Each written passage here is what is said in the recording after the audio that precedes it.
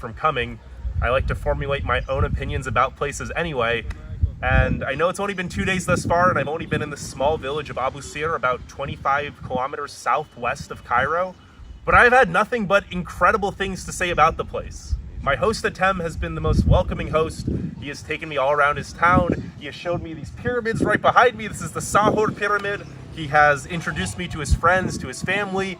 Not many of them speak English, and I don't speak much Arabic, but it's such a humbling experience and a beautiful experience trying to communicate without words, with faces. They've had nothing but the widest grins, and they want to welcome me. One of them literally even made me this wooden thing with my name on it. Today is also the final day of Ramadan, and while most people typically avoid majority Muslim countries during Ramadan, I really wanted to get the full Egyptian cultural experience, so I actually fasted all day yesterday, no food, no water.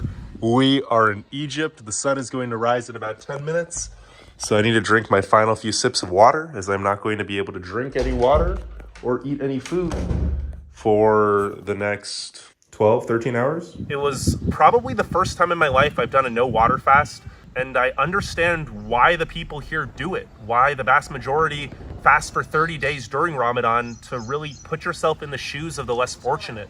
Not everyone has water, not everyone has food, a lot of people don't. And I think it's such a beautiful part of the culture here, how you try to empathize with the least fortunate, how everyone looks out for one another, how everyone tries to help one another. That's been the vast majority of interactions with people that I've seen, is that everyone wants to help. Sure, there's going to be people in Egypt that try to scam you, just like anywhere in the world, but the vast majority of people here have been so kind.